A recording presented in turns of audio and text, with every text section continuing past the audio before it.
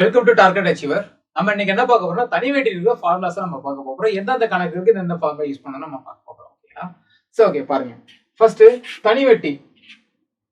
சரி, தனி வெட்டி ஃபார்முலா எல்லாருக்குமே தெரியும். இருந்தாலும் நான் சொல்லிடுறேன். ஓகேங்களா?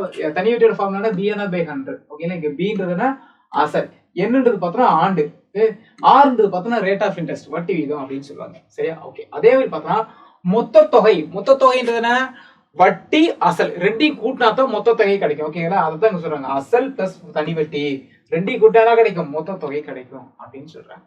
சரியா? ஓகே. அடுத்து இது ரொம்ப ரொம்ப முக்கியம். ஏன்னா மூணாவது கொஸ்டின் வந்து பார்த்தோம்னா மூணாவது ஃபார்ம்ல நான் அடிக்கடி கேட்கிற இது. ஓகேங்களா? சரி, ஓகே. என்ன சொல்றாங்க பார்க்கலாம். ஒரு தொகையானது தனி வட்டி முறையில் என்ன ஆண்டுகளில் எக்ஸ் மடங்கு ஆகிறது எனில் அதன் வட்டி வீதம் என்ன அப்படின்றாங்க. சரியா? ஓகே. என்ன ஆண்டுகளில் எக்ஸ் மடங்கு ஆகிறது அப்படின்னா பாருங்க.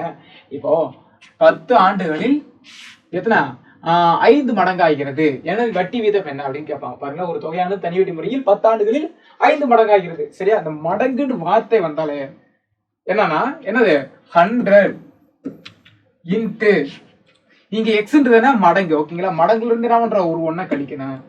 சரியா? அப்போ எத்தனை மடங்கு இங்க சொல்லிக்கலாம், 5 மடங்குன்னு சொன்னோமா, அப்ப 5 - 1 டிவைடட் பை n. என்னன்றதுனா வருடம் 10. அவ்வளவுதான். சரி, இப்போ அடிக்கலாமா பாருங்க. 100 5ல 1 போச்சுன்னா எவ்வளவு 4 டிவைடட் பை 10. இப்போ 0 அடிச்சலாம், எவ்வளவு கிடைக்கும் 40 கிடைக்கும். சரியா? ஓகே. சோ இதுதான் கணக்கு. சோ மடங்குன்னு வார்த்தை வந்துச்சுன்னா என்னது 100 × x - 1 divided by 100 divided by n. அதாவது வட்டி வீதம் கேட்டா. இதே வட்டி வீதம் கொடுத்து அதாவது வருடம் கேட்டாங்கன்னா என்ன ஆகும், இந்த n இங்க வந்துரும், n இங்க வந்துரும், r இங்க போயிடும். அவ்வளவுதான். அதே தான் ஃபார்முலா. 100x - 1 divided by 6. அவ்வளவுதான். புரியுதா உங்களுக்கு? இதுல வருடம் கொடுத்து மடங்கு கொடுத்தாங்க, கேள்வி வட்டி வீதம் கேட்டிருந்தாங்க. இதே இது இங்க வட்டி வீதம் கொடுத்து இங்க என்ன கேட்பாங்க, வருடம் கேட்பாங்க. அப்ப ரெண்டுக்குமே ஒரே ஃபார்முலா தான். புரியுதா உங்களுக்கு? வட்டி வீதம் கொடுத்து வருடம் கேட்டா வருடம் கொடுத்தா வருடம் கீழே, வட்டி வீதம் கொடுத்தா வட்டி வீதம் கீழே. அவ்வளவுதான். சரியா? சரி, ஓகே. அடுத்து இங்க பாருங்க, அதைத்தான் நான் இங்க சொல்லிருக்கேன். பாருங்களேன், ஒரு தொகையானது தனி வட்டி முறையில் 6% வட்டி வீதத்தில் எக்ஸ் மடங்கு ஆகும் காலம். அப்ப வருடம் கேட்டிருக்காங்க, அங்க என்ன கொடுத்தாங்க, வட்டி வீதம் கொடுத்துருக்காங்க. அப்ப வட்டி வீதம் கீழே. அதே தான் பாருங்க, 100x - 1 டிவைடட் பை 6. இங்க என்ன n வேணும். சரியா? அதே தான். ஓகே. சம்டைம் பார்த்தோம்னா 2 தடவை மடங்குன்னு கொடுப்பாங்க. ஓகே.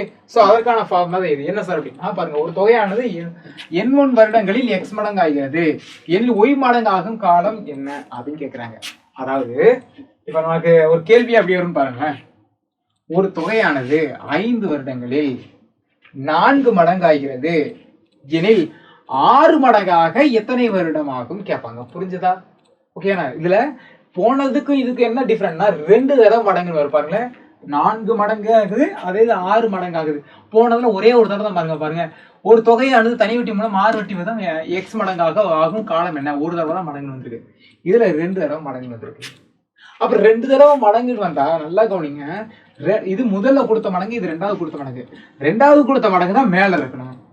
ரெண்டாவது கொடுத்த மடங்கு -1 டிவைடட் பை முதல்ல கொடுத்த மடங்கு -1 இன்ட்டு இந்த வருடம். சரியா? போட்டா ஆன்சர் டைரக்டா வந்துடும். சரியா? ஓகே. இந்த 5 ஃபார்முலா ரொம்ப ரொம்ப முக்கியம். ஓகேவா? இந்த 5 ஃபார்முலா வந்து படிச்சுக்கோங்க. அதே மாதிரி பார்த்தோன்னா இந்த SI = BN/100 பார்த்தீங்கன்னா இந்த ஃபார்முலாலே பார்த்தீங்கன்னா என்ன பண்ணுவீங்க, ஒரு சிலர் சார் ரேட் ஆஃப் இன்ட்ரெஸ்ட் கேட்டாங்கன்னா என்ன சார் பண்றது அப்படின்னு கேட்பீங்க. அப்ப என்ன பண்ணணும், 6 மட்டும் வச்சுக்கணும். சரியா? இந்த பக்கம் என்ன இருக்கு, SI இருக்கு. அப்ப 6 மட்டும் வச்சுட்டு மீதி எல்லாம் இந்த சைடு கொண்டு வந்தா என்ன ஆகும், 100 மேல வரும், 100 மேல வரும் டிவைடட் பை BN வந்து கீழே வந்துடும். புரியுதா உங்களுக்கு? எது வேணுமோ அதை மட்டும் வச்சுட்டு மீதி எல்லாத்தையும் இந்த சைடு கொண்டு வர அவ்வளவுதான். இப்போ என்ன வேணும்னா என்ன மட்டும் வச்சுக்குவோம். இங்க SI இருக்கு இந்த பக்கம். அப்ப எண்ணெய் தவிர்த்து மீதி எல்லாம் இந்த பக்கம் கொண்டு வரணும். அப்ப 100 மேல என்னவா, PR கீழே.